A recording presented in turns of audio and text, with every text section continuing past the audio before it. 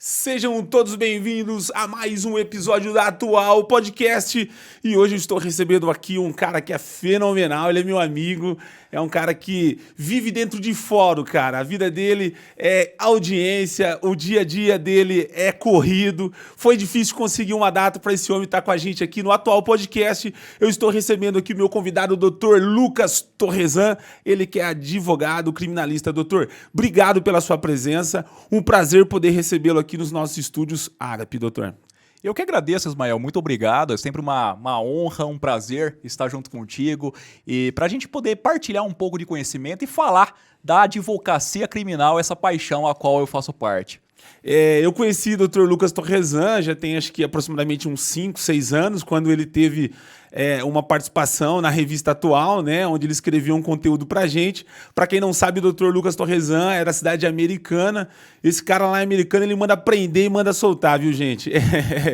É um amigo, é uma pessoa que a gente, desde quando a gente nos conheceu, a gente tem um respeito pelo trabalho, né? A gente sabe que a advocacia no Brasil cada vez mais tem sofrido com... hoje, por conta da mídia, principalmente, né, doutor? A gente trabalha também com profissionais da área da saúde e a culpa, às vezes, é do médico e tem a culpa do advogado também, né? O advogado é culpado, né? Quando se perde uma audiência, quando se não consegue trazer o resultado que muitas das vezes o cliente está esperando, e muitas vezes a gente sabe que não é bem por aí, e cada vez mais essa categoria, esses profissionais, principalmente hoje com essa liberdade de expressão com as redes sociais, né? Sempre o cliente busca um culpado, e às vezes a gente vê, não só na área da advocacia, em todas as áreas, que o advogado muitas das vezes está sofrendo muito com relação a isso, mas faz parte, né, doutor? Não, sem dúvida, Ismael. O que tem que ficar claro, né? A advocacia é uma atividade como é tido na doutrina como uma atividade meio. Isso tem que ficar muito bem claro, porque para que o cliente ele possa entender, compreender que nessa atividade de meio o resultado não está atrelado à função do advogado, né? A gente está ali atrelado no que tange a fazer uma boa atuação. O resultado vai ser algo que ficará a cargo de terceiros. Essa é a palavra certa, né? Ele está no meio ali e bem explicado aí.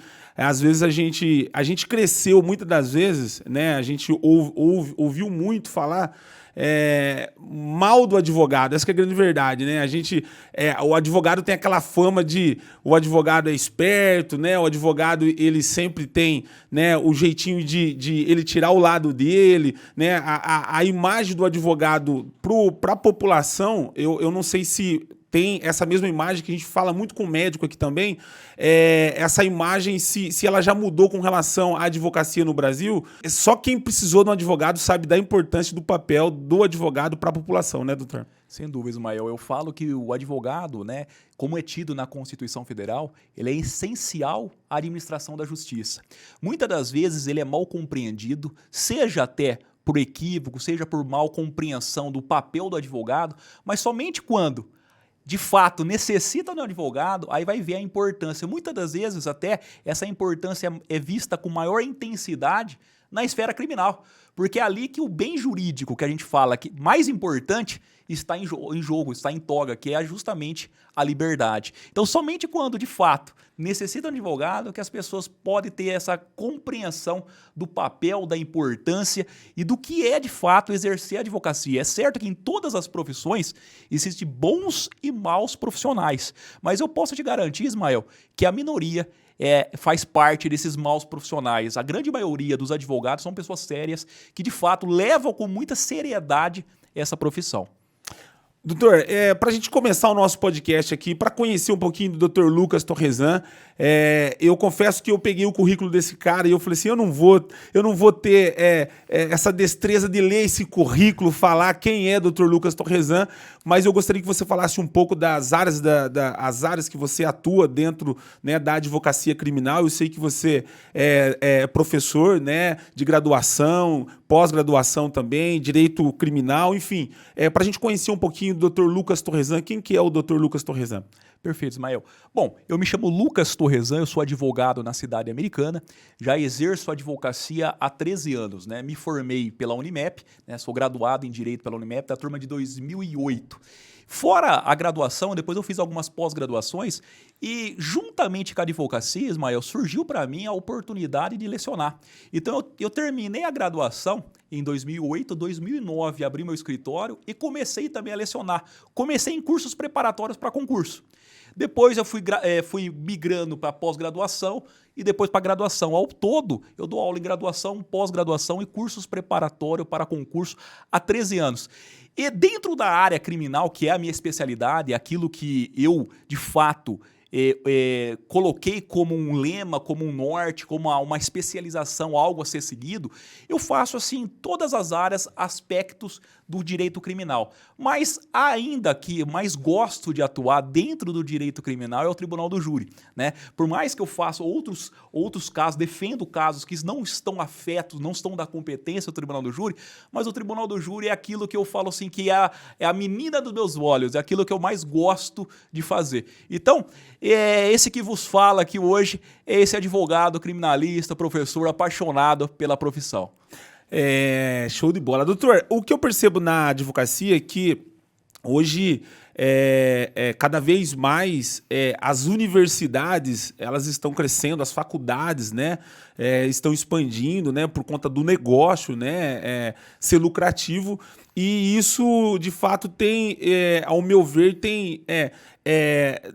eu não digo prejudicado, mas cada vez mais a formação do profissional, não só na área do direito, mas em outras áreas também, tem entregado as faculdades, tem entregado alunos cada vez menos preparado para o campo de batalha, ou seja, para o dia a dia, para a realidade, para o trabalho.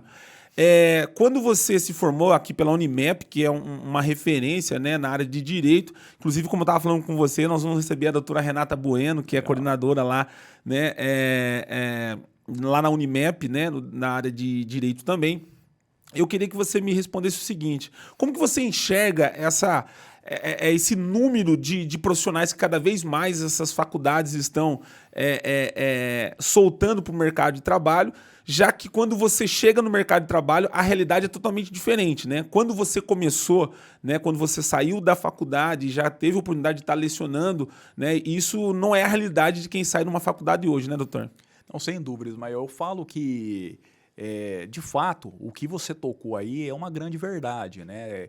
Não vou generalizar, mas na maioria, né, na maioria das universidades tem surgido esse problema de que muitas das vezes o aluno ele vê só o aspecto teórico da profissão, só o aspecto ali doutrinário, mas acaba não tendo um contato mais profícuo no que tange a profissão.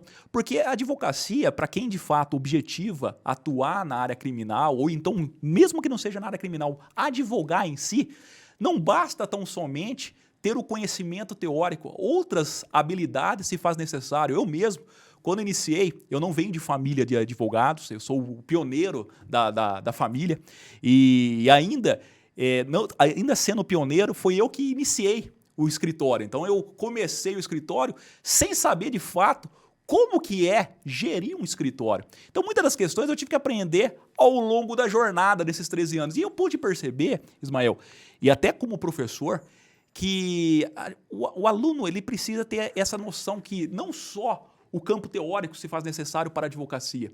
Aquilo que a gente fala que é necessário desenvolver as soft skills, ou seja, mais do que a hard skills, que são as habilidades técnicas, o aluno, aquele que se propõe a de fato advogar, se faz necessário ter um conhecimento do campo emocional, gerencial, marketing, é muito importante, né? Porque quando a gente fala advogar, né, não basta tão somente você conhecer, não que não seja importante o conhecimento técnico, não estou aqui desprezando, mas veja, só o conhecimento técnico não vai fazer com que você tenha cliente, não vai fazer com que o cliente chegue no seu escritório. Então, outras habilidades se faz necessário. Então, o que eu posso falar para aquele que esteja aqui nos ouvindo, esteja talvez começando, tendo os primeiros passos da advocacia, é pensar em outras habilidades além daquelas que foram ensinadas na escola, na universidade. Desenvolver justamente as habilidades de comunicação. É muito importante, porque, veja, quando o cliente entra, Ismael, como eu costumo dizer, o cliente entra no escritório, ele tem várias opções entre contratar o Lucas ou contratar outro. E o que faz ele, de fato, contratar o Lucas e não contratar o outro? Aí que vai a sua capacidade de comunicação, de mostrar para o cliente os seus diferenciais. Então, essas habilidades, ao meu ver, se faz necessário. E as universidades, poucas eu vejo, a minoria tem se preocupado com isso. Eu vejo assim, se prepara muito ou então somente se propõe a ensinar com a fidelidade do aluno o quê? Prestar a OAB. Mas não pensa a respeito de como que vão preparar esse aluno para ser um advogado. Um advogado que, de fato, ele possa ser bem orientado. Então, ao meu ver, falta isso. E, não obstante faltar isso, aquele que não teve essas disciplinas, se faz necessário aprender ao longo da jornada. É bem interessante. Você falando isso, a gente percebe que não só na área do direito, né, da advocacia, em outras áreas também, né, doutor? A gente percebe que o aluno, quando ele está na graduação, ele imagina que na prática, né, aquilo que a faculdade, né, preza em poder trazer esse aluno para ele fazer né, aquela especialidade, e aí depois quando ele sai na prática é totalmente diferente. E assim, muitos alunos acabam até desistindo da profissão porque a escola preparou ele somente para, de repente, passar pela prova, né, lá na OAB, mas não preparou ele, de fato, para o trabalho do dia a dia, para a realidade do que é a advocacia, né? Perfeito, concordo plenamente, Ismael. Mas a despeito disso, eu falo, a despeito desses problemas, não ter essas questões abordadas na universidade, aquele que se tem o desejo de advogar, o desejo de seguir na advocacia, ele tem o quê? Suplantar essas dificuldades. Eu, por exemplo, eu não tive isso aí. Eu poderia fazer disso o quê? Um amuleto para falar assim, olha, então eu vou desistir. Mas aí que tá. Se você tem, de fato, vocação e desejo em transformar aquele sonho em realidade, eu penso que aí você tem o quê? Fazer a sua parte. Qual que é fazer a sua parte? Correr atrás, então, para aprender essas questões, essas habilidades, adquirir essas habilidades que você, porventura, está faltando ou então não lhe foi passado em universidade. Doutor, falando em advocacia criminal, eu não sei, você tem, de repente, alguns dados aí, pode esclarecer melhor essa dúvida, mas o que eu percebo que a área criminal não é a área mais desejada da advocacia, certo? As pessoas normalmente buscam a formação do direito e normalmente, posso estar muito enganado, mas você vê muito direito empresarial, civil, enfim, outras áreas e não o criminal, né? A minha pergunta é, por que a área criminal? Por que você escolheu essa área criminal? E por que menos advogados na área criminal? Porque é uma área que os riscos são maiores, né?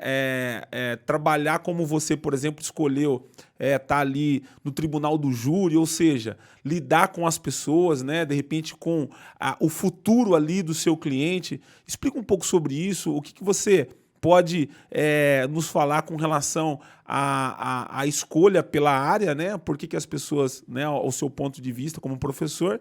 E primeira pergunta, por que você escolheu a área criminal? Bom, Ismael, excelente pergunta essa. Na verdade, existe até uma brincadeira que nós fazemos na universidade, que o aluno, ele namora o penal, mas ele acaba casando com o civil. É muito comum isso. Então, assim, quando você começa a dar aula, né? Eu, por exemplo, assim, eu começo sempre no terceiro semestre, que aí começa a ter a disciplina de Direito Penal. Direito penal. Todo mundo se apaixona. Os alunos acham lindo e tal, mas depois, quando vai, de fato, atuar, você vê um ou outro, né? E isso chama-nos atenção, realmente. São poucas as pessoas que depois acabam migrando para a advocacia criminal. Eu costumo dizer o seguinte, Ismael, eu falo que a advocacia criminal pode parecer até algo assim, uma palavra meio de efeito, uma frase de efeito, melhor dizendo, mas eu vejo isso como uma realidade. Eu falo que você não escolhe a advocacia criminal. A advocacia criminal que te escolhe, no sentido que é uma vocação. É aquela questão de um chamado, de uma vocação, de uma inclinação para aquilo. Eu, quando eu entrei na universidade, né, eu me interessei já, quando começou naquele assunto, eu achei tão bonito você ver ali um advogado defendendo um ser humano, defendendo uma pessoa contra o Estado, e aquilo foi me fascinando de tal forma que eu não consegui me ver fazendo outra coisa a não ser aquilo.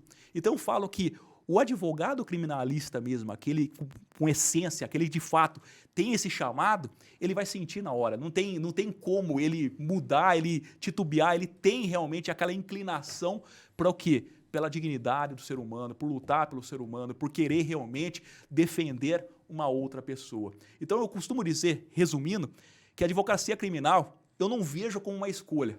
Eu vejo realmente como uma vocação, como um chamado, como aquele que de fato tem essa inclinação. E quando você tem, você não consegue fazer outra coisa.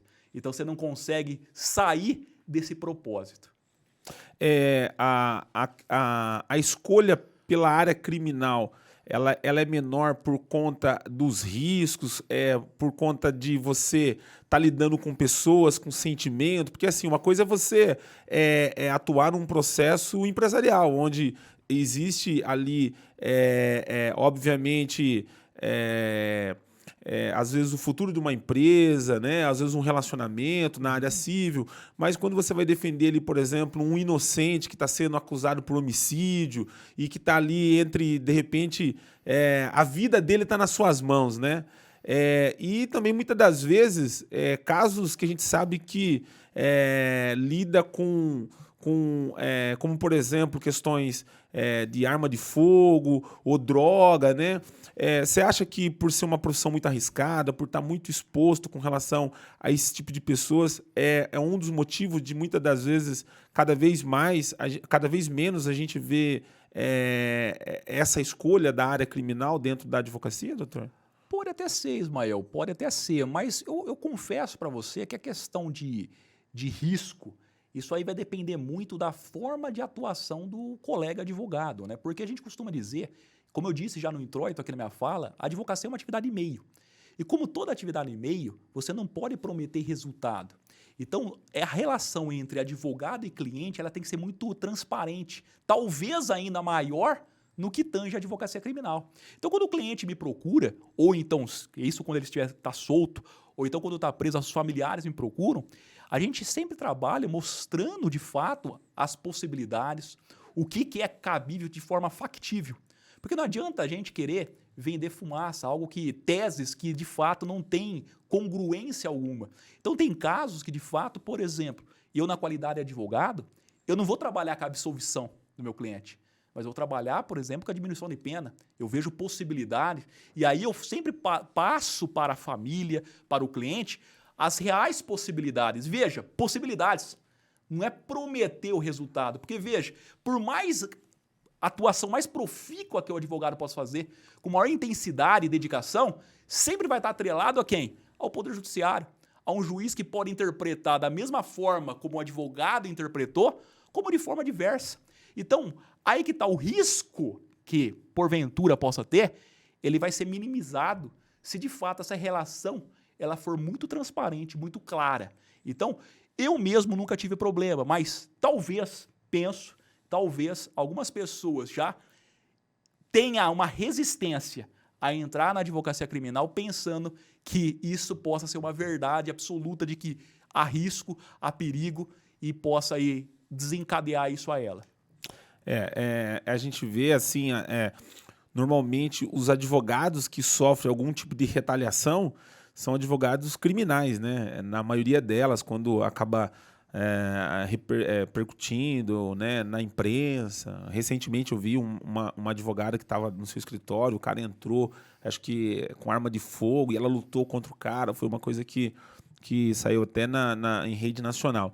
Mas, doutor, falando um pouco sobre a sua carreira, como que foi o início da carreira? Porque, assim, a gente sabe que a faculdade, o objetivo dela é formar o aluno, né? Perfeito. Como a gente já comentou aqui antes.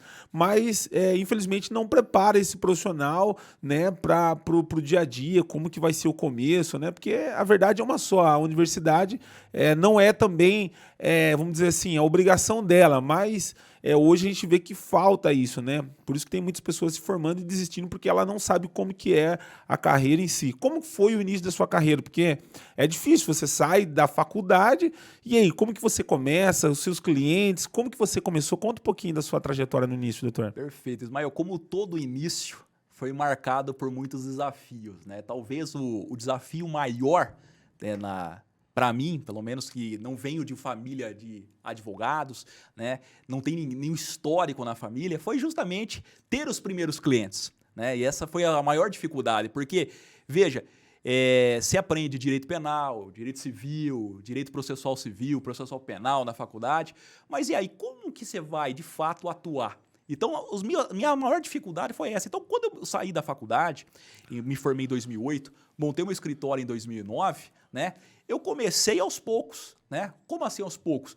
É um amigo meu da universidade, um parente que me indicou para algum cliente, surgiu um problema pequeno. Por exemplo, eu lembro que o primeiro caso que eu defendi foi um caso de uma pessoa que estava sendo acusada de ter furtado uma bicicleta. Então a gente foi assim, e foi um casinho aqui pequenininho, esse caso deu certo, e aí foi passando para outro, e aos poucos, é interessante isso, fazendo um trabalho bem feito e não se esmorecendo frente às dificuldades, com o tempo o resultado vem, Ismael. Eu gosto muito, tem uma frase, uma expressão contida na Bíblia, um livro que eu gosto bastante, que fala assim: há um tempo para tudo. Há um tempo de plantar e há um tempo para colher. O que é a grande dificuldade, ou talvez as pessoas hoje, os advogados novos, as pessoas que estão se formando, é o imediatismo. A pessoa pensa que se formou e, num passe de mágica, ou então num apertar de um botão, ele de fato já vai colher os frutos. Não é assim. Então, quando eu comecei na advocacia lá em 2009, foi um tempo. Hoje, o Lucas que está falando hoje aqui, ele é fruto de um resultado de 13 anos. Mas quando eu comecei com poucos clientes, com parente indicando, mãe indicando, amiga de tia que precisava de um advogado, e foi indo. E aí eu fui trabalhando, e como eu sempre prezo muito, né? Isso é um lema que eu trago para o meu escritório, independente do cliente que está me pagando X ou Y, a minha dedicação vai ser a mesma. Então, esses clientes que são menores foram meus primeiros clientes, aqueles que acreditaram em mim, eu me dediquei, teve resultados, e aí o que me legitimou para o quê? Para outros clientes. Eles mesmos foram fazendo minha propaganda, foram indicando eu para outros clientes. E hoje, graças a Deus, ao longo de 13 anos, fazendo um bom trabalho, esse círculo, ele se tornou um círculo virtuoso de que, de fato, os próprios clientes têm me indicado. Então, o que eu posso dizer aqui, em resumo, é difícil. Não é fácil iniciar na advocacia, sobretudo se você não vem, né, de alguém ali tradicional, de uma família tradicional no direito. Mas é possível suplantar com dedicação, com esmero, com muito estudo e sempre procurando fazer o melhor trabalho possível. Que aí, com o passar do tempo, né, esses poucos clientes iniciais, eles vão indicando para outros clientes. E chega um ponto, Ismael, que hoje não só clientes me indicam, mas até colegas. Eu tenho colegas advogados que atuam em outras áreas, que eles me indicam para atuar na área criminal. Então surge um cliente de um escritório que a banca é civil, mas surgiu um caso criminal. Ele pega o quê? Me indica para atuar no caso. Isso mostra o quê? Que, de fato, o trabalho está sendo bem feito. E lá no seu escritório, doutor, você tem outras áreas de atuação dentro do escritório ou é um escritório específico só na área criminal? Eu, quando comecei, Ismael, eu tive até uma sociedade que a gente fazia, era full service, o escritório. Então, a gente fazia, o que é full service? Fazia todas as áreas, civil, empresarial, tributário. Mas, de uns 4 anos para cá, eu mudei a roupagem do escritório, eu não tenho mais sociedade, o escritório, eu sou o fundador. E aí eu trouxe realmente um foco de exclusividade para a área criminal. Então, de uns 4 anos para cá, a gente só está fazendo criminal. Então, a banca que eu montei atualmente, o formato é para advocacia criminal, apenas criminal. Que é muito difícil, né, doutor? Porque assim, hoje o que as pessoas... eles querem atender num todo para não perder o cliente, né? Ou seja, atender várias áreas. Para você hoje trabalhar numa área específica, focado só naquilo... você obviamente tem que estar bem preparado e ciente de que você vai atender só aquele perfil, né? Quando vem algum outro caso, por exemplo, você não atua, você encaminha para algum outro colega porque você decidiu ter um escritório especializado só na área criminal, né? Sim, mas assim, engraçado, Ismael, eu quando migrei, né, muito embora eu sempre atuei na área criminal, eu, Lucas, mas eu tinha outros advogados Sim. que atuavam nas outras esferas do direito. Mas eu tinha essa preocupação e essa visão achando que, nichando, tornando especialista, né, focando somente numa área, isso poderia diminuir receita, mas foi o contrário. Porque o que acontece, e eu vejo isso com mais propriedade hoje em dia, que de fato, você se tornando especialista, isso legitima inclusive a um maior honorário na hora de ofertar ao cliente. Porque o cliente te enxerga também como que uma banca especialista naquela área. Então, o seu ticket médio também, ele aumenta. Então, tem essas vantagens também Sim. que ajudam. Ô, professor, eu tô falando professor porque ele é professor, ele dá aula, né, em universidades, enfim. O que faz um advogado criminal? Porque, assim, a gente... algumas áreas, como você falou, por exemplo, o marketing, você fala do marketing, mas ele não é um marketing, por exemplo, como fazer um tratamento odontológico que você coloca antes e depois. Sim. Ele é um marketing, obviamente, que ele é muito mais natural, é algo que inclusive, a própria a entidade, né, ela tem os seus... os seus pontos do que pode e do que não pode se tratando de marketing, né? Mas eu entendi quando você falou do marketing. Mas assim, o que faz ser um advogado criminal diferenciado, talvez seria essa palavra, porque você lida com casos, né, que muitas das vezes correm em segredo de justiça, né? Não é uma propaganda que você pode ir lá e colocar na rede social. De repente, o seu caso mais complexo que você tem dentro do seu escritório, você não pode estar compartilhando. E aí você precisa, de alguma forma, se apresentar para a sociedade, né? Então, assim, para você ser um advogado criminalista hoje, o advogado, o que esse advogado precisa? Quais são os caminhos, né, que você percebeu que deu certo na sua carreira, além de indicações, além de falar, alguém falar bem de você? Eu estou falando assim, o Dr. Lucas, aonde que você buscou as suas inspirações para ser um advogado de referência hoje na área criminal, professor?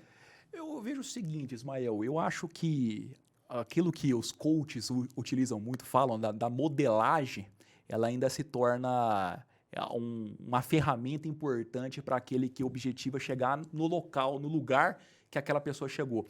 Então eu tenho várias referências que eu procurei modelar. E eu percebo que é o seguinte, na advocacia criminal, essas pessoas que eu modelei, que eu tenho como inspiração, como referência, elas trilharam alguns caminhos aos quais eu procurei trilhar. Eu vejo pessoas o quê? Buscando o quê? Universidades para lecionar, porque você lecionando, você também se mostra como que uma autoridade. Você consegue, de fato, mostrar que você tem domínio naquele assunto e as pessoas, a sociedade também te enxerga a respeito disso. Eu procurei também o quê? Estudar e fazer mais do que os outros fazem, né? Então, por exemplo, não é simplesmente você estudar por estudar, mas estudar no objetivo, de fato, de você compreender melhor e se aprofundar ao ponto de encontrar melhores resultados, obter melhores resultados. E aí, como que acontece? A própria sociedade, os colegas vão enxergando isso. Porque se você se torna uma autoridade no assunto, o que acontece? As indicações, os clientes, eles naturalmente irão indicar. A gente sabe que a OAB ela tem todas os seus critérios, né, suas regras com relações a como você se posicionar, né, o que pode e o que não pode. Por isso que eu perguntei como que você se posiciona, porque a gente sabe que é difícil para esse profissional, né, quando você sai da faculdade e você fala assim, pô, e agora? As pessoas precisam me conhecer, né? A gente vê, às vezes, muita publicidade em rede social, às vezes em jornal, né? Enfim, acaba fugindo um pouco das regras porque o aluno sai e ele precisa, de alguma forma, né, começar o seu trabalho. E aí a gente percebe que acaba meio que ultrapassando um pouquinho daquilo que pode e que não pode. Mas, por exemplo, caráter informativo não é vedado pela OAB. Então, nada impede, né, da pessoa fazer um caráter informativo, uma explicação de um assunto no Instituto do Direito para que as pessoas possam conhecer. Isso não tem vedação. O que é vedado realmente é a publicidade, né? A pessoa fazer tipo uma propaganda ali nesse sentido. Mas você se mostrar uma autoridade no assunto, como mostrando? Mostrando o que você sabe, explicando um Instituto do Direito, isso é permitido. E queira ou não queira, você está formando ali, né, a sua autoridade naquele assunto. Falando um pouco sobre a parte educacional, professor, eu vi que você prepara alunos para passar na prova da OAB, que é a prova, né, vamos dizer assim, é o maior desafio terrível, né? Os alunos ficam nervosos. Dos alunos.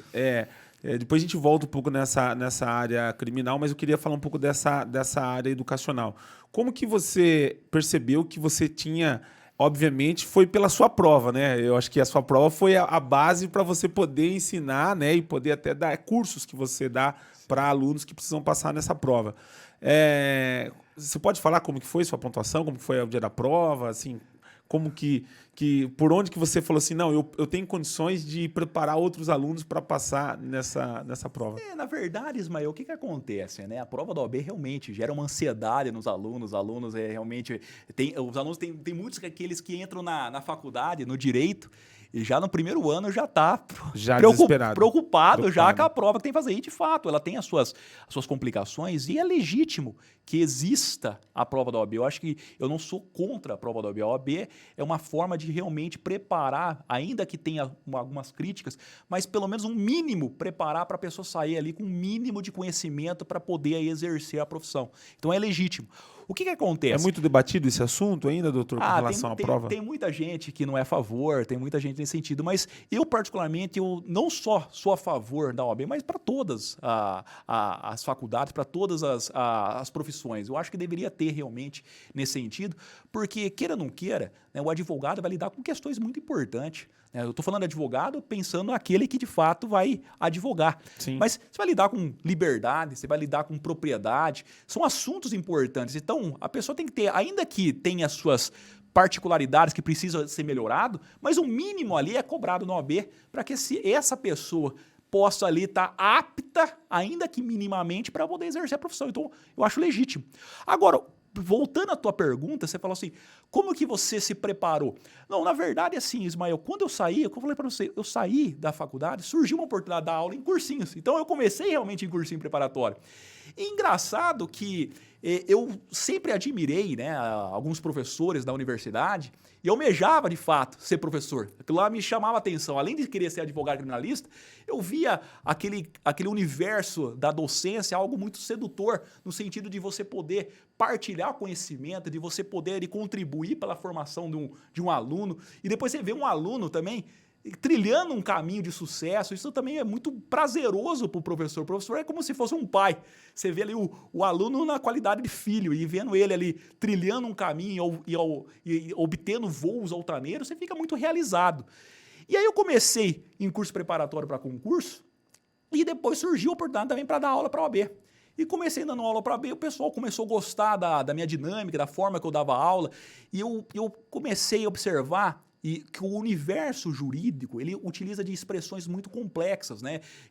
E muitas das vezes o aluno, você pega aí a pessoa que entra na universidade, 18 anos, né? Se forma com 23 anos, tem muitas questões ali que talvez ele nunca se deparou nessa tenridade, né? Então esse universo, ele é muito complexo. Então o que eu procurei? Eu procurei transformar esse universo complexo dentro da realidade do aluno. E essa metodologia que eu utilizei deu certo. O pessoal começou a gostar, e aí que eu fui o quê? Replicando essa metodologia que eu utilizo de tentar trazer esses conteúdos jurídicos para o universo do aluno de uma forma mais palatável, vamos dizer assim.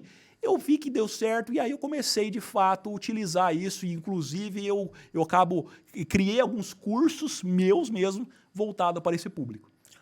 Doutor, a gente sabe que em todas as áreas você tem os seus desafios, né? Sem dúvida.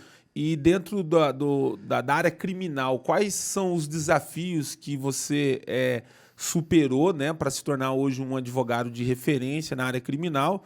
E o que você enxerga aí para os próximos anos, para principalmente essa molecada nova que está chegando, né, e que quer ingressar no direito criminal, né, entrar dentro dessa área?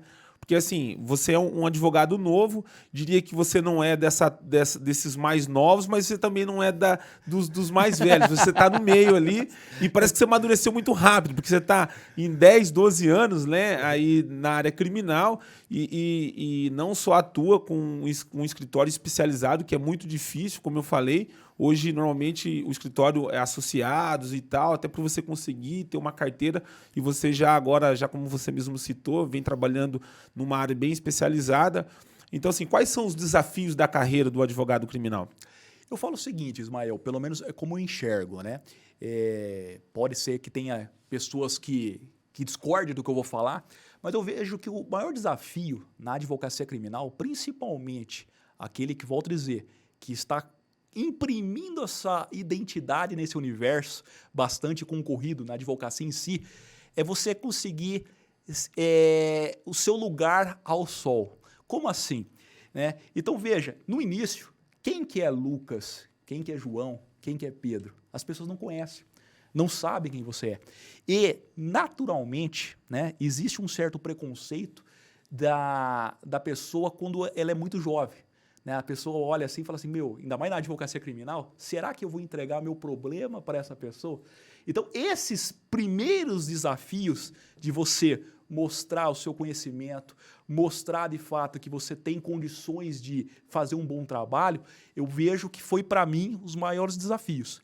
E depois que você suplanta isso, ou seja, você conseguiu ali os seus primeiros clientes e conseguiu ali mostrar realmente que você é uma pessoa, um profissional que se dedica, se debruça na defesa do cliente, o que acontece? Você começa ali seu nome imprimindo nesse universo.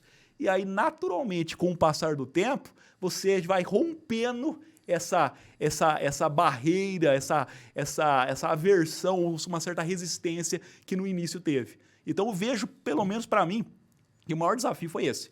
Você conseguir, de fato, imprimir o seu nome, conseguir, de fato, gerar uma autoridade nesse universo. Depois, com o passar do tempo, se você conseguiu isso, aí, naturalmente, as coisas vão se tornando melhor.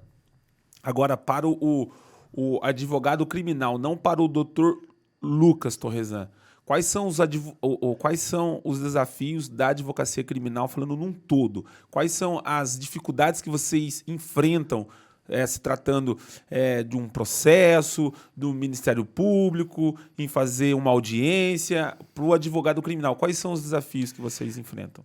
Olha, eu falo para você, o advogado criminal, ele lida justamente com questões muito sensíveis, né, Ismael? Então, se você vai lutar ali contra a máquina estatal, via de regra, quando o advogado criminal você está na defesa, né, você não está como assistente de acusação, você vai lidar com a máquina estatal. E como a máquina estatal, né, muitas das vezes o advogado não é muito bem compreendido, inclusive pelo Poder Judiciário. Então você lida, né, o advogado, o criminalista, com arbítrios, seja de magistrado, seja às vezes de delegado, seja às vezes de promotor que excede. E o advogado, ele tem que justamente o quê? Se impor, ele tem que de fato realmente o quê? Coibir, lutar contra isso. Então, a maior dificuldade que eu vejo atualmente, isso num todo, numa advocacia em geral, é justamente você lidar com essas questões de fazer valer as regras atinentes ao processo penal. Fazer valer o que está descrito, seja na Constituição Federal, como também no próprio Código de Processo Penal. Então, às vezes você vê em delegacia o advogado não sendo respeitado. Isso geral, isso é geral, não é só o Lucas, eu falei do início da minha carreira com maiores dificuldades, mas na advocacia como um todo, às vezes você vê isso. E como que você lida com essas questões? Aí eu vejo, Ismael, o seguinte, que é justamente você conhecer o que você está fazendo. Porque quando você sabe, eu acho que o maior poder que um advogado tem, seja ele qual for, mas especialmente o criminalista, é o conhecimento. Porque o conhecimento, ele gera poder. Porque, veja, você vai enfrentar essas ilegalidades não brigando, não de fato se insurgir no sentido de discussão, mas fazendo respeitar a lei. Para isso, você tem que saber o quê? Ter conhecimento a respeito. Quando você tem conhecimento, aí, de fato, você consegue fazer valer os seus direitos. Eu percebo que, assim, essa área que você atua, muitas das vezes você é visto ou julgado pelo tipo de cliente que você está defendendo, né? Tem isso aí também. Às vezes, se esse cliente ele já tem um histórico criminal, ou seja, uma ficha criminal alongada, muitas das vezes você percebe que sem o colega conhecer você, às vezes acaba associando a sua imagem com o perfil do cliente. Isso é muito comum, doutor? Pode acontecer, às vezes não vou generalizar, pode acontecer sim, Ismael. Infelizmente, eu falo assim, a advocacia, a criminal, talvez é a que não é tão bem compreendida pela sociedade, porque às vezes as pessoas têm aquela visão que o advogado criminalista ele defende bandido, né? E que na verdade ele não defende bandido, ele defende um ser humano que se fez ou não fez, né? O advogado está lá para o quê? Para ser respeitado os direitos de como ser humano, ele precisa ser o quê? Respeitado. Porque, veja, para que haja um processo justo, as regras do jogo, elas têm que ser respeitadas. E quem que vai fazer valer essas regras? É o advogado. Porque muitas das vezes essas regras desrespeitadas, às vezes, até o quê? Até pelo Poder Judiciário. E o advogado está ali o quê? Para lutar por isso. Que eu falei, nem sempre o advogado ele vai ali lutar pela absolvição. Há casos que é de absolvição, mas há casos que você vai lutar por uma pena justa, que às vezes o magistrado excedeu ali a dosimetria da pena, a aplicação correta da pena. Então, eu vejo o advogado nesse desafio diário. Sim. Falando sobre essa área criminal, doutor, o que a gente percebe ultimamente é que o número de crimes contra as mulheres cada vez mais tem aumentado. Como que você enxerga isso? Como que você tem atuado dentro desses casos, que eu acredito que lá no seu escritório, por ser um escritório especializado, com certeza você deve ter não sei quantos casos, mas à frente de alguns casos. Como que você enxerga essa situação hoje no Brasil, com esse número cada vez mais excessivo de crimes contra as mulheres? Não, de fato, Ismael, isso aí tem se acentuado e engraçado, né? Existem alguns estudos até que diz que aumentou até com o fenômeno da pandemia. Não sei se porque as pessoas ficaram mais juntas e o convívio diário, muitas das vezes surge alguns atritos que intensificou, inclusive, a violência doméstica no período da pandemia. Então, esse é um problema que, acredito que não é só no nosso país. Em vários países tem esse problema. Mas eu posso dizer assim que não é o direito penal por si só que vai dar uma resposta adequada a essas questões. Isso daí precisa de outros mecanismos ali que não estão só o direito penal. Porque, veja, só criar a lei não tem diminuído a criminalidade contra a mulher. Não que não deva existir as leis. Lei Maria da Penha é legítima. Você vê agora que teve a questão do feminicídio, que ingressou no nosso Código Penal, lá no artigo 121, parágrafo 2º, que é legítimo também. Mas só isso, por si só, não tem freado.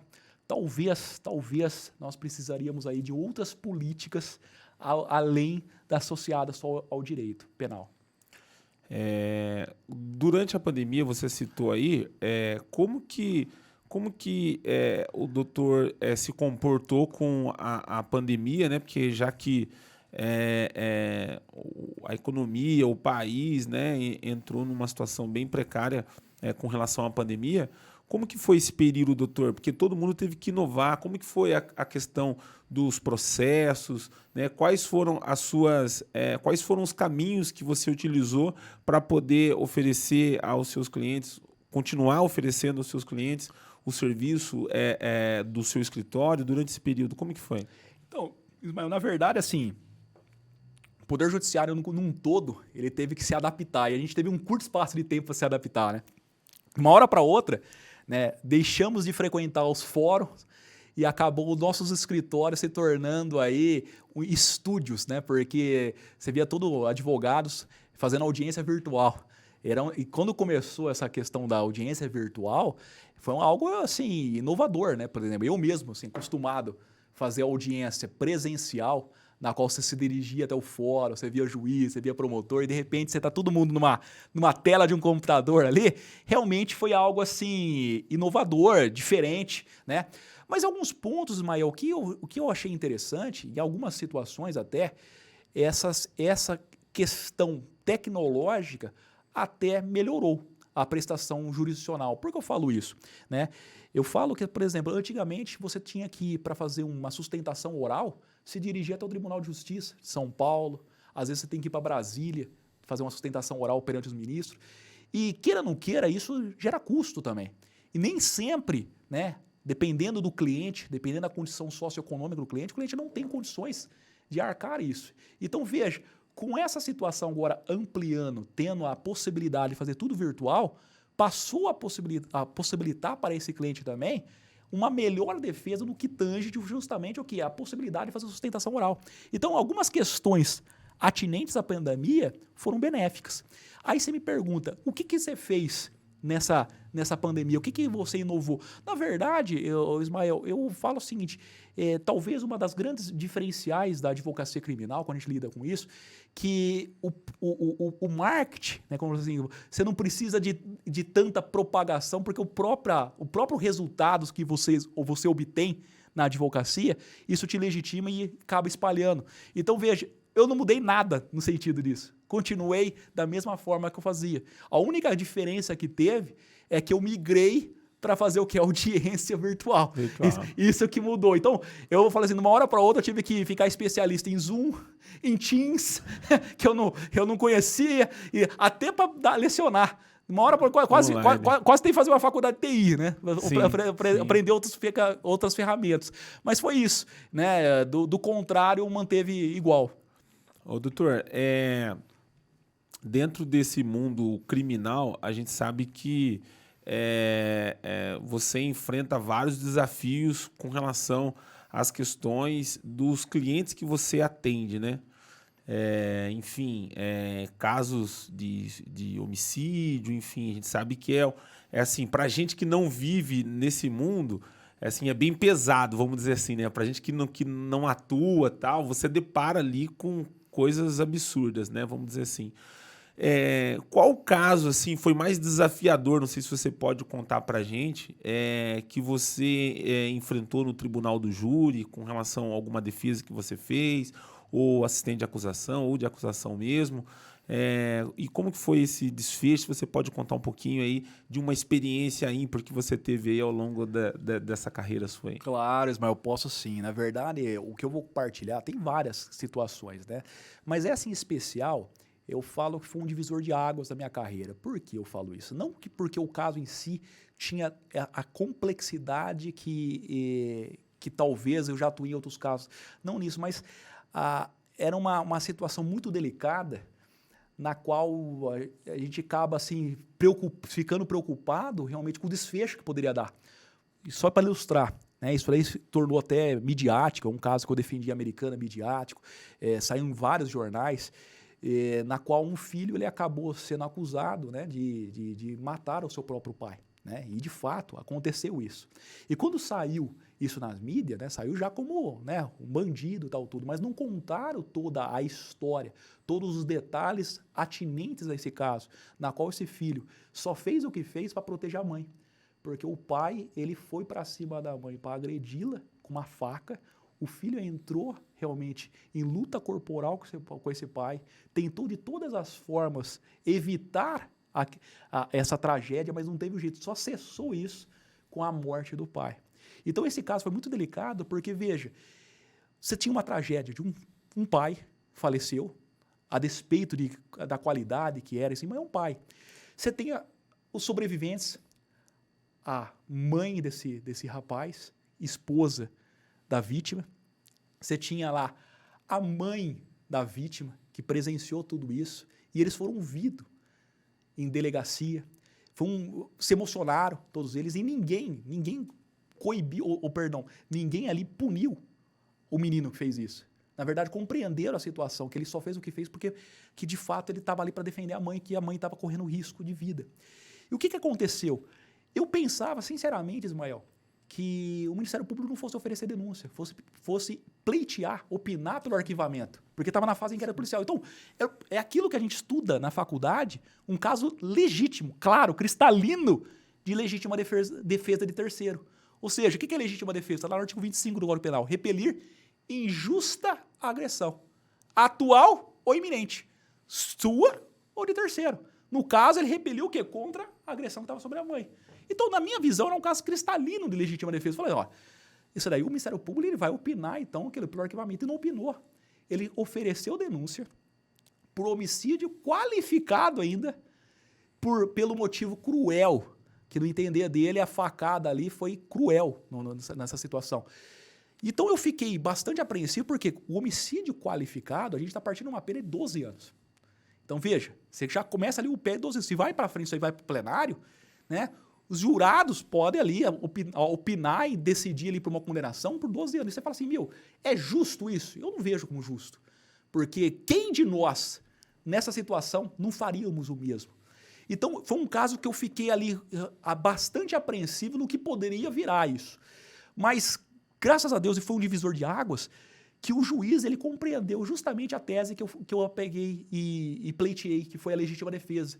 E esse juiz, é interessante, o juiz que estava a princípio nesse caso, ele foi substituído, né? Ele foi para São Paulo, e o juiz de São Paulo chegou americano, então eu não conhecia o juiz, eu não sabia nem como era o perfil do juiz. Eu fiquei mais apreensivo ainda, porque o outro juiz, eu já tinha mais ou menos uma visão dele, falou, eu acho que ele vai compreender isso. Mas esse juiz era o primeiro caso que ele ia julgar, que era o meu. Eu falei, meu Deus, e agora? E aí que eu fui depois descobrir que esse juiz, ele na verdade, além de ser formado, né, ter pós-graduação em Direito Penal, ele também tem especialização em Direito Médico.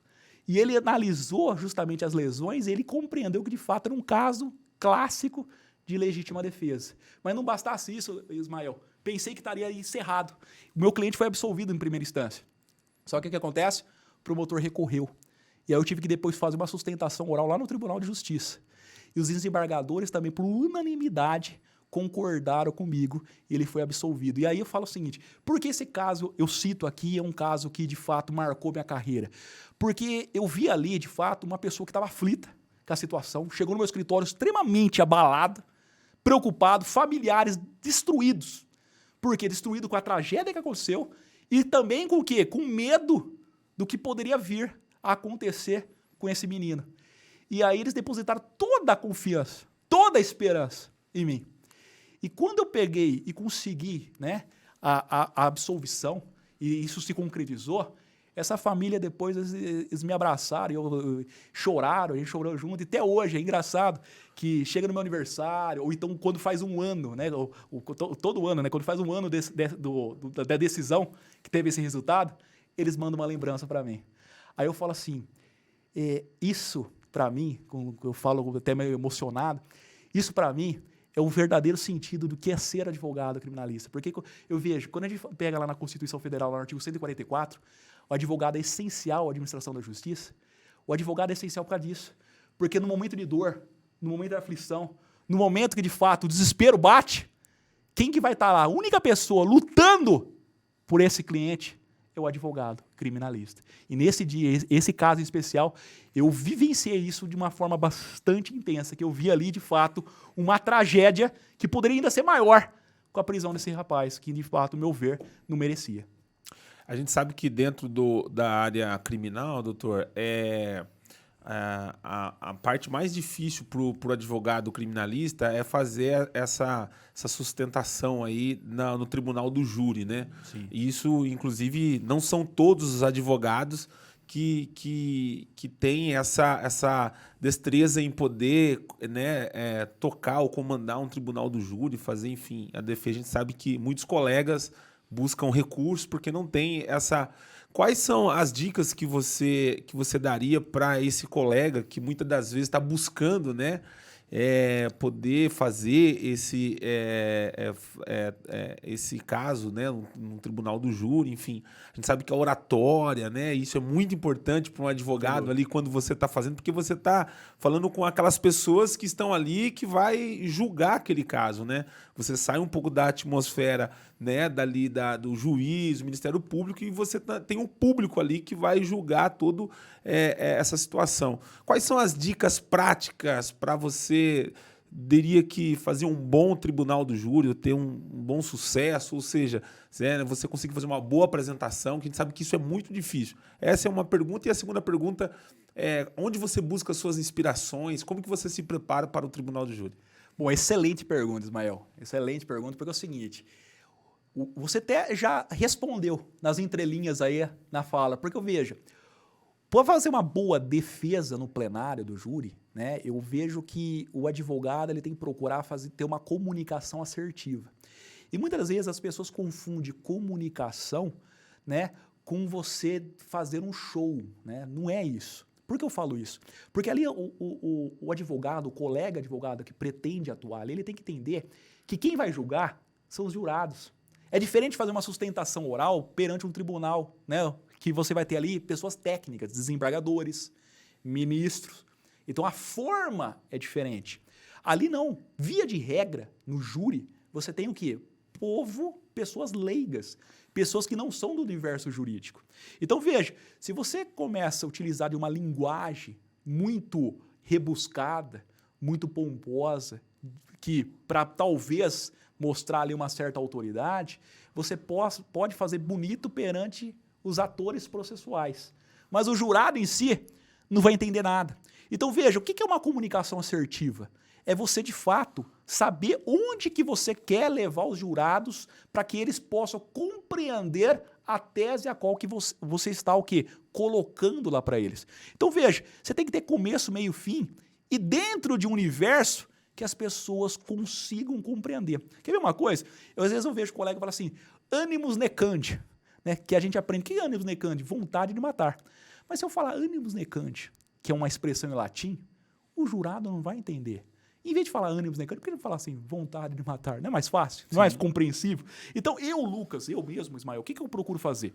Fazer uma linguagem, falar de uma forma acessível e mais do que isso. Se eu tenho alguma tese que eu vou desenvolver lá, que é muito jurídica, eu procuro utilizar essa tese dentro do universo das pessoas que estão lá. Quando você começa no tribunal do júri, você tem uma lista dos jurados. E essa lista tem lá a profissão desse jurado. Então, veja, quando eu vejo lá, são 7 pessoas que vão compor o conselho de sentença, eu vejo qual que é a profissão das pessoas. Professor? É um educador? É um paraquedista, por exemplo? Eu vou colocar o quê? Exemplos do universo dessas pessoas. Eu vou explicar, por exemplo, diferença. Nesse caso aqui não é dolo eventual. Por que não é dolo eventual? Eu utilizo, por exemplo, o esporte radical. Quando a gente estuda dolo eventual, Ele fala que dólar eventual é assumir o risco, mas você o quê? Ser indiferente com o resultado. Você pega uma pessoa que pula de paraquedas. Ela assume o risco? Assume. Mas veja, ela é indiferente com o resultado, ou seja, ela aceita o resultado? Não. Porque se ela aceitar o resultado, ela está sendo o quê? Suicida. Então veja, você fala assim, olha, da mesma forma aqui com paraquedista, você tem nesse caso aqui. Aí você tem uma pessoa que é paraquedista lá, ela entende, falou, calma aí. E de fato não é dólar eventual, é culpa consciente. Então, eu procuro falar numa linguagem acessível, mas dentro do universo daquelas pessoas que estão me ouvindo. Eu até agradeço isso na questão do quê? Da docência, Ismael. A docência me fez isso, porque eu vejo o júri, nada mais é do que uma forma de você lecionar e como bom professor, fazer compreendido para as pessoas que estão ali assistindo. Então, ao invés de falar difícil, ao invés de falar rebuscado, ao invés de utilizar palavras do universo jurídico, fale de uma forma simples, objetiva, clara, mas dentro do universo daquelas pessoas que estão ali para julgar. Quando você faz isso, eu acredito que a possibilidade de êxito é muito maior. A preparação sua com relação, porque o tribunal do júri normalmente é horas e horas, tem casos que a gente sabe que chega a passar dias, né? Como que é, doutor, essa preparação? É um processo que você normalmente revisa antes de você ir para o júri? É algo que você tem aquele momento que você passa a noite, horas lendo? Como que é isso aí? Então, cada pessoa tem uma metodologia. Eu mesmo, como que eu faço, Ismael? Eu pego um processo, eu leio da primeira folha à última, inteiro. Eu faço uma leitura assim, eu costumo falar que é aquela leitura às cegas, no sentido assim, sem você delimitar mais nada. Eu quero entender o caso. Então, eu pego da primeira folha até a última, inteirinho, folha por folha, página por página, linha por linha inteira. Então, eu já entendi qual que é a acusação, o que verso, quais são as documentações que tem, quais são os materiais que foram apresentados, vi tudo isso aí. Depois eu faço uma segunda leitura. Aí sim, essa leitura ela é mais seletiva. No seguinte aspecto, eu pego e falo assim, olha, a acusação é X. Vamos supor que, no caso de júri, nós temos lá 99% é acusações de homicídio. Né? Então você vê lá, a acusação de homicídio é simples, é qualificada, enfim, eu vou pegar e ver dentro do processo aquilo que pode favorecer, legitimar o que é a acusação. É a testemunha X, é a testemunha Y, é a documentação Z, é o laudo pericial. Então eu separo isso, olha, então eu tenho isso aqui, esses documentos, essas provas aqui fortalecem a acusação. Depois eu vou ver qual que é a tese que eu vou desenvolver. E aí isso que o advogado tem que ter em mente, porque veja, não é você entrar no júri e contar com a sorte. Você tem que saber qual que é, de fato, o caminho, qual que é a tese que você está querendo levantar. Por quê? Porque aí você vai preparar o seu discurso à luz dessa tese. Se eu vou, por exemplo, sustentar no tribunal do júri desclassificação, eu vou trazer ali argumentos para o quê? Para dar roupagem, dar estrutura, dar supedâneo a quê? Essa tese. Então eu vejo, eu escolho a tese. Qual que é a tese que eu vou levantar? É legítima defesa? É estado de necessidade? É desclassificação para lesão corporal, por exemplo? É homicídio com domínio de violenta emoção? Eu vi isso. A partir do momento que eu escolhi a tese, eu vou ver agora o que dá guarida a essa minha tese, dentro do processo. Não é criar coisa, mas é a testemunha X que falou, olha, no dia a vítima insultou ele. Opa, então eu estou trabalhando, por exemplo, com homicídio sob violenta emoção. Então, eu vou pegando isso aí. E aí acontece, eu tenho já uma arquitetura, uma musculatura do que eu vou levantar para o tribunal. Então, eu já tenho isso daí. Aí, o que acontece?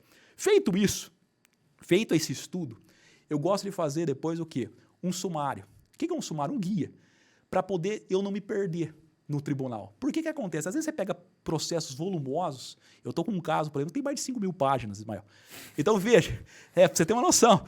Aí você chega, e a coisa mais terrível que tem, às vezes você vai falar uma coisa, o promotor fala assim, que página que está? E o advogado lá, calma aí, eu vou procurar. Isso aí mostra, descredibiliza perante os jurados. Então, eu coloco justamente um sumário. Ó, na página tal, tem a prova X que eu vou apresentar, e eu faço isso. Então, você pode ver que quem porventura já assistiu meus tribunais, meus júris, melhor dizendo, os meus processos têm tudo umas fitinhas, assim, tudo colorida, né? Fica parecendo um monte de fitinhas, assim, porque é justamente para me guiar onde está cada coisa. Então, eu faço isso. E aí, eu vou preparado justamente um quê? onde começo, meio e fim. A tese que eu vou levantar é X. Quais são os argumentos que eu vou utilizar para depois dar o desfecho que eu quero? Então eu faço isso. E é lógico que esse roteiro que eu desenvolvo, ele não pode ser engessado. Por que não pode ser engessado? Porque o colega tem que entender que muitas questões, por mais que você preparou, pode ali surgir no momento que você precisa ali fazer uma readaptação, né? Fazer uma modelagem ali, dar uma mudada em algumas coisas. Então eu nunca trabalho de uma forma engessada. Eu tenho um norte, mas algumas questões podem surgir no curso do plenário, que aí eu tenho que fazer algumas adaptações. Então essa é a maneira pela qual eu trabalho e estudo. É lógico, dá para perceber quem está ouvindo, que não dá para preparar um tribunal do júri do dia para a noite. Isso daí é feito um estudo muito antes para poder chegar no dia e ver aqueles poucos minutos, né, que o pessoal vê lá, aqueles poucos minutos, nossa, mas falou tão bem, nossa, como que sustentou tão bem? Não é assim, criado na hora. Isso aí é ao longo do tempo, você já vai se preparando.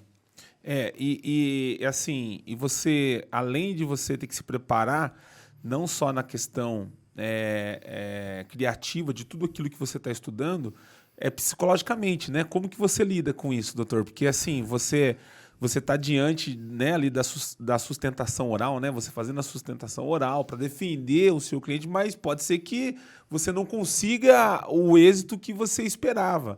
E aí, como que você lida com isso? A gente sabe que é muito comum por você estar, né, respira isso diariamente, todo mês. É obviamente que não é todo dia que você faz um tribunal do júri, mas como que você lida com essa situação psicológica com relação àquilo que você está atuando?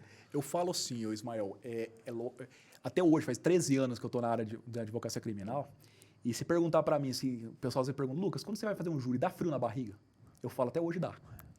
E eu espero nunca perder esse frio, porque eu vejo o seguinte, uma vez eu até falei com um colega, que foi até meu professor, ele falou assim, Lucas, o dia que você perder esse frio na barriga, você não serve para ser advogado criminalista. Sabe por quê? Porque esse frio na barriga mostra o quê?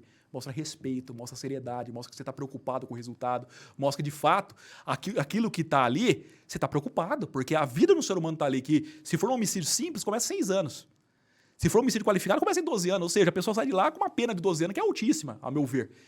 Ainda é crime hediondo. Então é sério. Então, lógico que pesa sobre os ombros do advogado, do tribuno, aquele que de fato se propõe a fazer tribunal do júri, pesa sobre ele uma responsabilidade, um peso, uma certa pressão. Tem júri que eu já cheguei a fazer, Ismael, que tá os familiares da vítima assistindo e os familiares do réu assistindo. Eu fui fazer um júri faz, acho que 2 meses atrás, 3 meses atrás, em São Paulo, que estavam os familiares da vítima lá. Olha que situação, todo mundo, e o pessoal acaba te enxergando como inimigo ali, falando, olha lá como que tá. Então eu sei que toda essa pressão, ela é inerente ao tribunal do júri, talvez maior para o advogado. Não é fácil lidar com isso, evidentemente, Ismael. Quando você obtém um resultado positivo, é muito fácil. É fácil passar para o cliente compreende, às vezes enxerga você como o advogado. Não é fácil, evidentemente, mas como tudo, como toda profissão, você tem os bônus e os ônus. E o que eu procuro fazer é fazer sempre uma releitura. Eu sou uma pessoa muito crítica, Ismael. Então eu faço sempre uma releitura da minha atuação. Eu fiz o melhor que poderia fazer para aquele caso? Dei o meu máximo? Me dediquei? Bom, se eu dei o meu máximo, fiz o melhor, expliquei isso para o meu cliente, o cliente conseguiu perceber isso, então eu diminuo um pouco o quê? Essa frustração pelo resultado que não foi aquele que eu desejava. Então é assim que eu procuro lidar. Eu imagino que é mais ou menos parecido com... eu acho que o tribunal do júri é como um médico, por exemplo, que vai para um centro cirúrgico, uma cirurgia. E para o jogador de futebol, uma final de Libertadores, alguma coisa assim, né? Pois é. O negócio deve ser muito tenso. O tribunal do júri no futebol seria uma final na La Bombonera, alguma coisa assim, né? O negócio é bem tenso. Professor, falando em sustentação oral, a gente sabe que a oratória, a comunicação, para você fazer uma boa sustentação, quando você vai buscar, de repente, um habeas corpus, alguma coisa desse tipo, ela é muito importante. Você tem alguma dica para falar como fazer uma boa sustentação e o que é sustentação oral? Perfeito, um excelente tema também, Ismael. É um tema muito interessante que você normalmente, via de regra, também não vê na faculdade. Você aprende aí no dia a dia. Veja o seguinte, eu sou uma pessoa que sou extremamente favorável à sustentação oral. Eu, assim, é raro casos que eu não sustente oralmente. Muito raro. Eu procuro sempre sustentar, porque eu vejo que é um ponto a mais ali, uma chance a mais que você tem para despertar a atenção das pessoas que irão te ouvir, seja desembargador, seja ministro. Porque só o papel por si só, eu falo que o papel ele é limitado, Ismael. Porque veja, a gente está conversando aqui, se eu fizesse uma petição escrita aqui, talvez você não ia perceber a forma que eu estou gesticulando, a intensidade da minha voz. No papel, isso aqui é limitado. Na sustentação oral, você consegue utilizar esses recursos visuais, auditivos, que chama a atenção da pessoa que vai ouvir. Então, eu sou extremamente favorável. Aí você pode estar perguntando, o que é sustentação oral?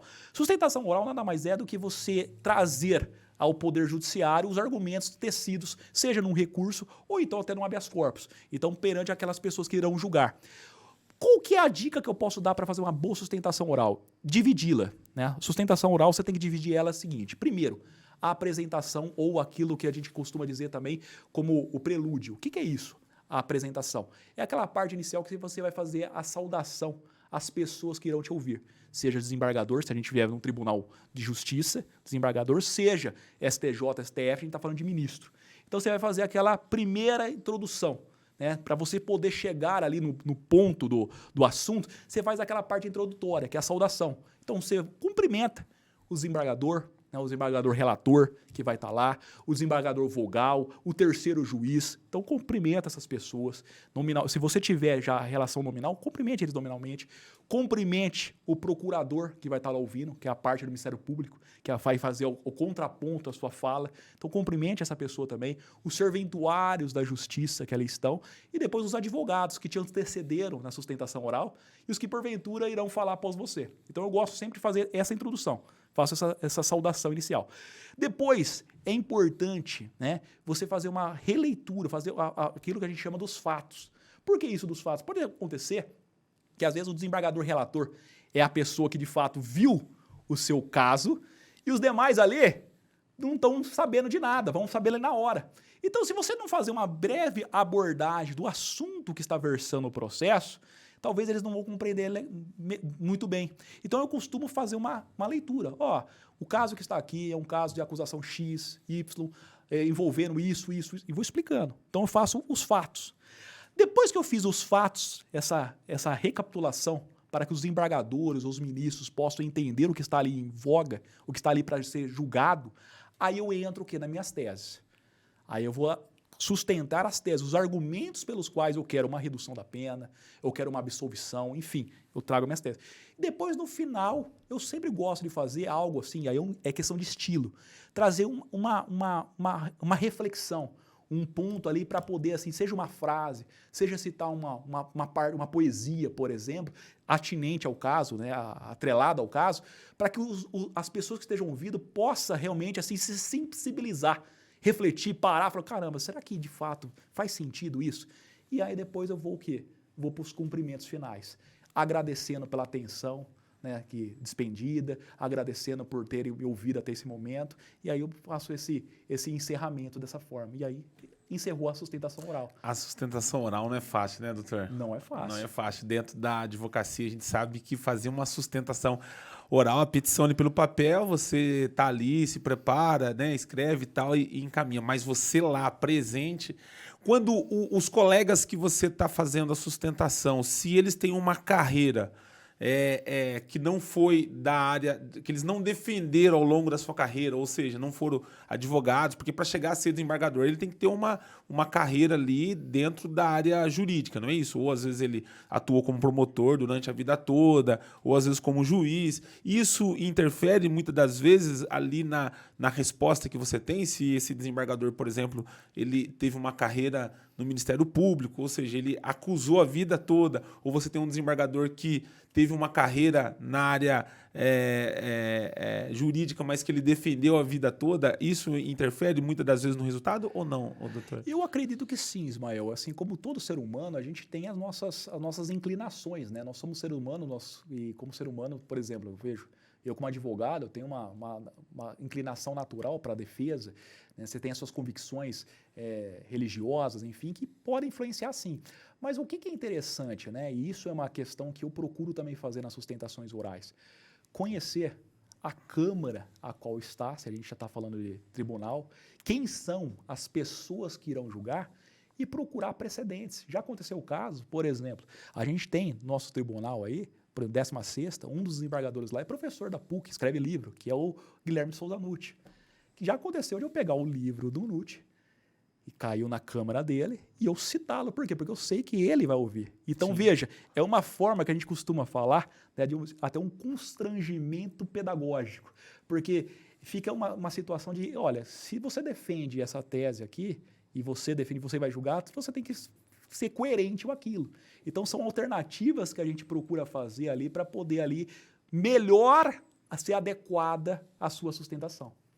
O negócio é tenso, viu, Jorge? O homem é novo. Eu não sei se acho que a gente é mais velho que ele aqui, viu? O homem é novo, mas o homem tem uma bagagem com uma caminhada dentro da carreira criminal que é fenomenal. Professor, falando sobre crime, a gente sabe que quando a gente fala sobre política no Brasil, essa palavra crime está muito associado à política, né? Como que você enxerga? Tá fora da nossa pauta aqui, viu, gente? Isso aqui não tava. Como que você enxerga a importância eu acho que o advogado criminal ele nunca foi tão assim utilizado na política como a gente tem visto ultimamente, porque assim a política infelizmente no Brasil está muito rodeado, né? A palavra certa é propina, né? A coisas ilícitas, né? Com relação à política. Como que você enxerga hoje? Existe até especialistas, né? Advogados criminalistas voltados só para a área política hoje, né? Sim, existe sim. Existem pessoas assim, até que os clientes deles, né, são, assim, na sua maioria ou totalidade, políticos. Tem sim. Que trabalham só nessa área, né? Só nessa área, sim. Dentro lá do seu escritório, quais são as áreas criminal que você defende, que você atua? Olha, Ismael, ali eu vou falar para você, eu acho que tudo, viu? A gente a gente deu já uma passeada pelo Código Penal, viu? Ali eu acho que do artigo 1º ao 350 e pouco, a gente já fez de tudo ali. O que mais procura você hoje? O que mais me procura, assim, né? O que é interessante, né? E aí até um adendo, né? Na pergunta anterior, né? A gente falando de sustentação oral. Eu sei que é difícil, não é fácil, tem as suas dificuldades, são poucos profissionais que fazem, mas aí está um mercado a ser explorado, porque muitas das coisas que giram no meu escritório é sustentação oral. Colegas que, às vezes, advogado criminalista, tem colegas que são advogados criminalistas, mas não fazem sustentação oral. E aí acaba passando para que eu faça. Então, sustentação oral é o que eu mais faço. Tribunal do júri, tem bastante. E crimes econômicos, Ismael. Bastante coisa. Você pega aí questão de peculato, questão de lavagem de dinheiro, questão de associação criminosa voltada para questões empresariais. Tem bastante, sim. Você imagina o cara pegar o Dr. Lucas Torresan como advogado de acusação num tribunal do júri. Tá enrolado. Pra sair, o nego vai pular a miúda pra conseguir escapar do homem. Como que é, doutor, fazer esse papel? Porque você muitas das vezes tá ali pra defender e tem um lado quando você tá para assistente de acusação ali, né, dos fatos. Sim, eu já atuei nos dois lados, seja como defesa, seja como assistente de acusação, eu já fiz os dois. É lógico que eu tenho mais expertise, não sei se é por questão de mais pessoas me procurarem para defender, que eu atuo mais na defesa do que na acusação. Mas já fiz os dois. E assim, é louvável os dois lados. Então, eu não recrimino nenhuma das questões. Eu me sinto mais confortável defendendo.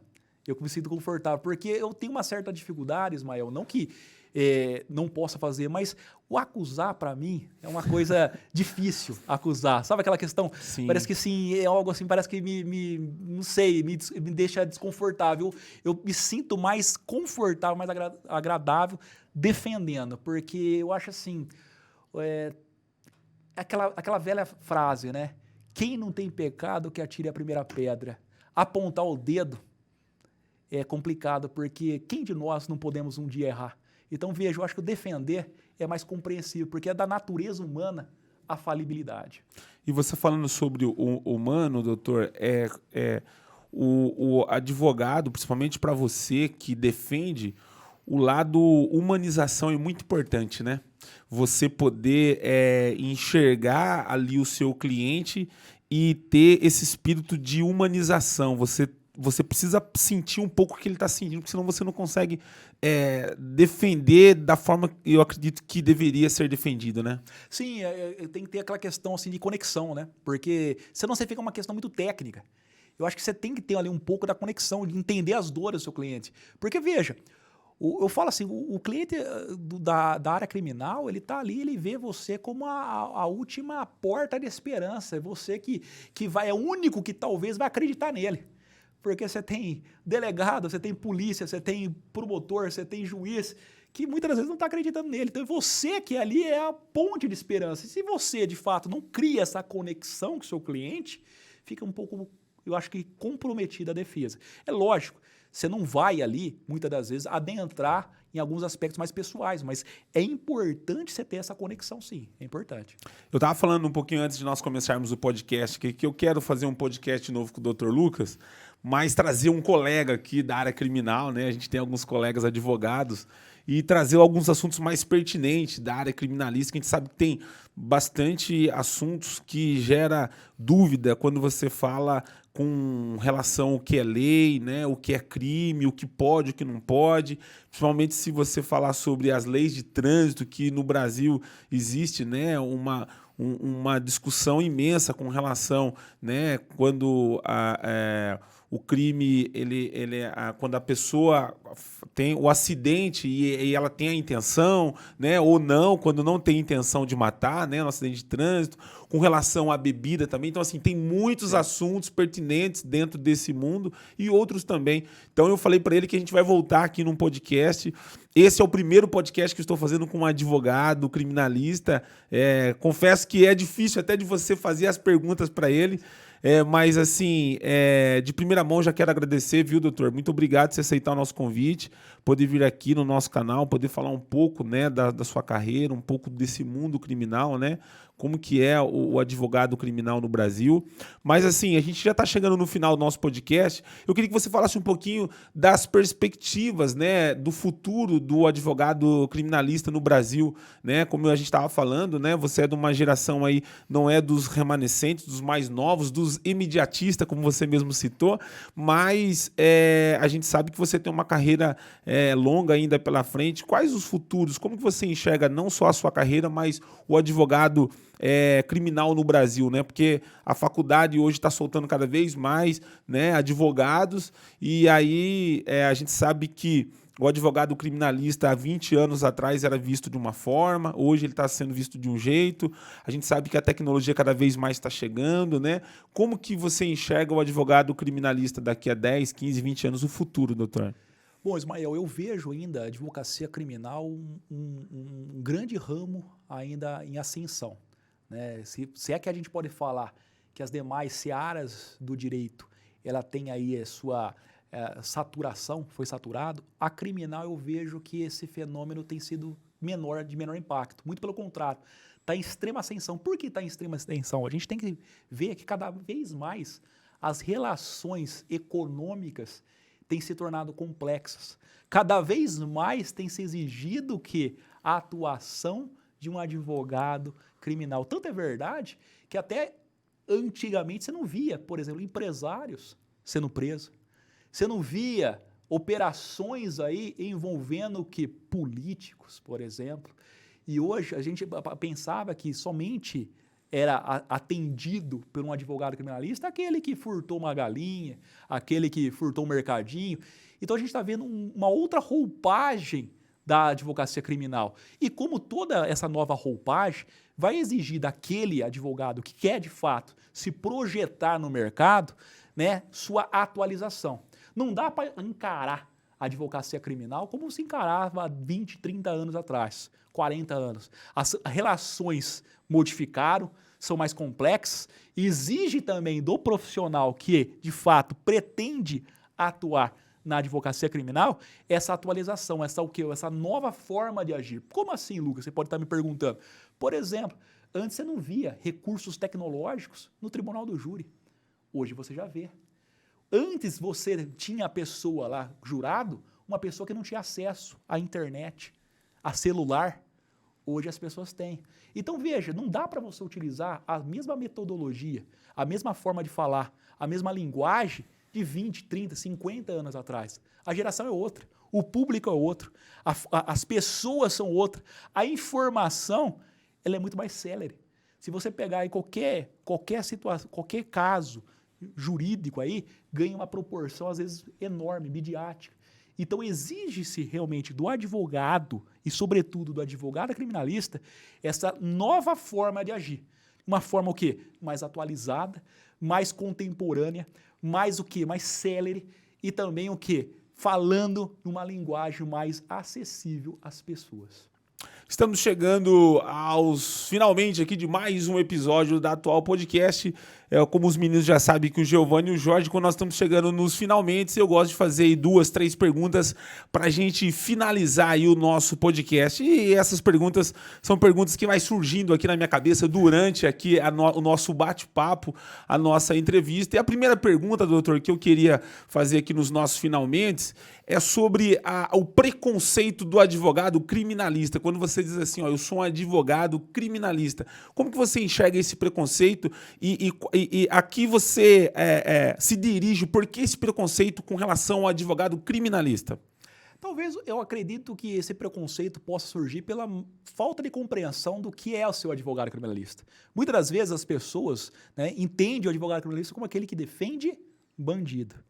Mas essa mesma pessoa que critica, Ismael, eu posso ter certeza para você afirmar com toda a convicção que se um dia, né, um familiar, um parente dela, foi acusado, seja justa ou injustamente, aí sim, ele vai compreender o que é ser advogado criminalista. Porque ser advogado criminalista não é defender o bandido.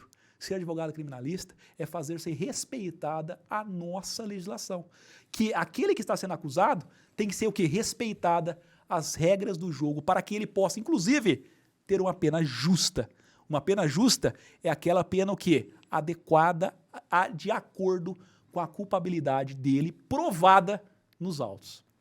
Desembargador é uma pessoa, assim, uma autoridade, vamos dizer assim. O desembargador é uma autoridade, eu não sei em qual que é a esfera que está o desembargador dentro da área da justiça, mas a palavra seria dizer assim, hoje a gente percebe, antigamente o desembargador, ninguém sabia o que fazia um desembargador, as pessoas não tinham conhecimento do papel do desembargador, né, no Brasil, principalmente dentro da área da justiça, e hoje a gente vê, por conta das redes sociais, foto do desembargador, pessoas julgando o desembargador, falando sobre decisões do desembargador.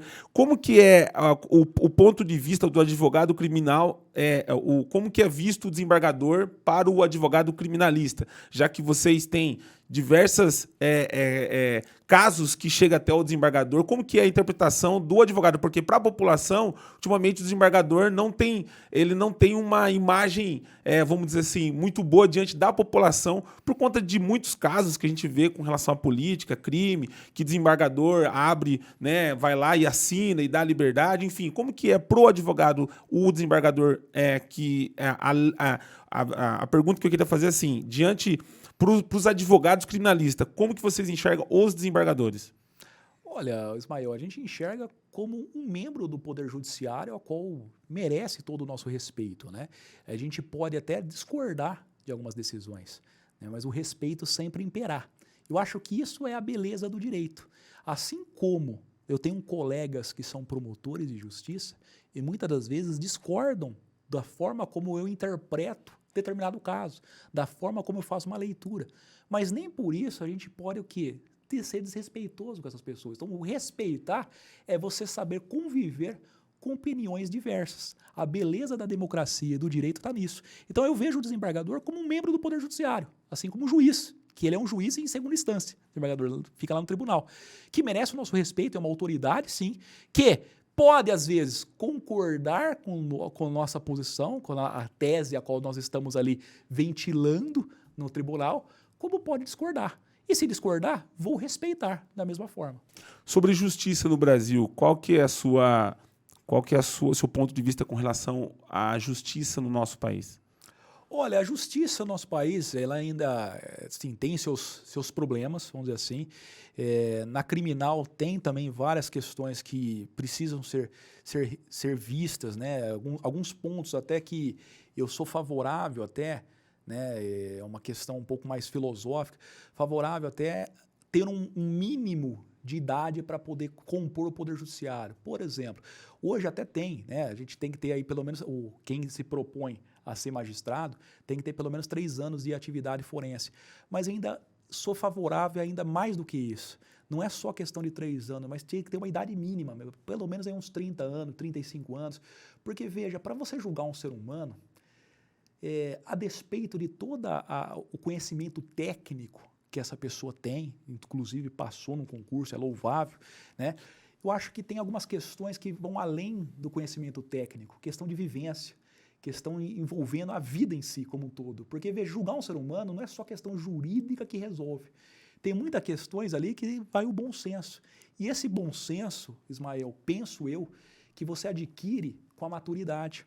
Eu mesmo, hoje eu revejo algumas formas que eu agi também, que eu falo assim, puxa, se eu pudesse voltar atrás, eu teria feito de outra forma. Eu não tinha a maturidade que eu tenho hoje. Então, veja, só que eu não julgo ninguém. Agora, para julgar, eu acho que é um pouco mais complicado. Então, no meu ponto de vista, o que eu vejo, assim, justiça, né? Voltando ao tema justiça, ela tem as suas dificuldades, sim. Talvez um dos caminhos que poderia melhorar a nossa justiça seria, talvez, encarar essa sugestão que eu vejo como algo aí que poderia ser aí delimitada. Com relação aos direitos humanos? Também outro ponto que precisa aí ser melhor compreendido, os direitos humanos. Porque, assim, a nossa legislação, ela não é ruim. O que talvez complique é a sua aplicabilidade. E no que tange aos direitos humanos, é muito mal visto pela população, pela sociedade em si, que entende, às vezes, os direitos humanos como direitos de bandido. E não é direitos do bandido, é direito de todo cidadão, todo ser humano. Qual conselho você daria para esse jovem que está em fase de graduação, graduando, né, na faculdade de Direito e está buscando seguir carreira como advogado criminal? Olha, eu diria para ele estudar muito. Se ele deseja ser advogado e se for ainda advogado criminalista, estudar muito, mas quando eu falo estudar, não se limitar apenas ao universo jurídico. Esse talvez seja um dos maiores erros para aqueles que se propõem a advogar, e sobretudo na área criminal. Porque, veja, mais do que saber o direito, você tem que saber direito, saber com bastante densidade o direito penal, o direito processual penal, mas saber só o direito em si não te dá a compreensão da questão humana, do ser humano. Então é importante você ter uma noção um pouco de psicologia, compreender as mazelas do ser humano, compreender a psique, como pensa o ser humano, compreender um pouco sociologia, estudar um pouco disso, filosofia, para poder ali ter um pensamento mais humanizado. Então eu falaria que para esse estudante estudar, mas não somente estudar direito, estudar outras ciências também para ter uma formação mais robusta, mais humana e mais completa. Doutor, chegando aqui no nosso final do atual podcast, eu queria que você fizesse as suas considerações finais aí do nosso episódio, do nosso programa de hoje. Como eu já disse de antemão, eu quero te agradecer aí pela oportunidade de poder conhecer um pouquinho mais, né, do mundo criminal, como é a vida de um advogado criminalista. Eu confesso que num próximo episódio eu vou sair um pouquinho melhor, viu, gente? Porque não é fácil falar com o homem aqui, mas eu acho que foi muito bem os pontos que nós trouxemos aqui e gostaria de deixar aberto esse espaço, não só para você fazer suas considerações finais, mas aquilo que você acha pertinente como advogado criminalista e você gostaria de deixar alguma mensagem com relação a tudo que nós falamos aqui. Bom, Ismael, antes de mais nada, eu agradeço, para mim foi um prazer estar aqui, eu confesso que nem vi as horas passarem, então agradável foi o papo, então não precisa ficar se desculpando, foi muito bom, foi muito prazeroso, espero que dessa nossa conversa possa ter extraído alguns insights para as pessoas que estão nos ouvindo e possa compreender também que nada é impossível, né? Às vezes a pessoa pensa assim, fala assim, nossa, é difícil advogar, é difícil iniciar nesse universo, é difícil montar um escritório, e de fato é. Mas se você tem esse sonho, meu amigo, minha amiga que está me ouvindo, eu posso te garantir, se você não se esmorecer, Se você tiver resiliência, se você acreditar nesse seu propósito e você, de fato, lutar dia após dia para que esse seu sonho se torne realidade, eu tenho por certo que você um dia será tão realizado ou até mais do que eu sou aqui. Então, muito obrigado e agradeço mais uma vez, Ismael. Eu que agradeço, Dr. Lucas Torrezan. Eu gostaria de, antes de nós encerrarmos aqui o nosso episódio, né, aqui do Atual Podcast, gostaria de entregar a ele aqui a nossa canequinha. Poxa, aqui, ó, a nossa canequinha personalizada que nós fizemos, especialmente está aqui, doutor. Um brinde aqui, um presente, né, aí da Atual Podcast, que você leve aí um pouco da gente, da nossa equipe aqui, desse episódio de hoje. Eu confesso que eu gostaria de um próximo episódio para a gente falar um pouco mais sobre esse mundo do advogado criminalista, que eu sei que é um profissional que deve ser muito respeitado na nossa sociedade, né? Enfim, eu acho que advogados como o Dr. Lucas Torrezan e tantos outros colegas da área criminal que têm defendido a sociedade aí num todo, eu acho que merece não só o nosso respeito aqui, mas do nosso programa, do Atual Podcast, dizer que as portas estão abertas, tá? A Americana tá logo aqui do lado, né? Um pulinho, a gente tá junto. Então, eu agradeço mais uma vez, viu, doutor? Eu que agradeço, um prazer e obrigado aí pelo brinde aqui. Olha só, vou levar e vou tomar café nessa caneca aqui. Ó. Muito obrigado, Ismael. Vamos ficando por aqui, mais um episódio do Atual Podcast. Hoje eu falei com o Dr. Lucas Torrezan, ele que é advogado criminalista da cidade Americana, veio trazer um pouquinho da sua experiência aqui para o nosso canal. Confesso que num próximo episódio nós vamos falar um pouco mais sobre o mundo do advogado criminalista e nós ficamos por aqui até um próximo episódio. Até mais.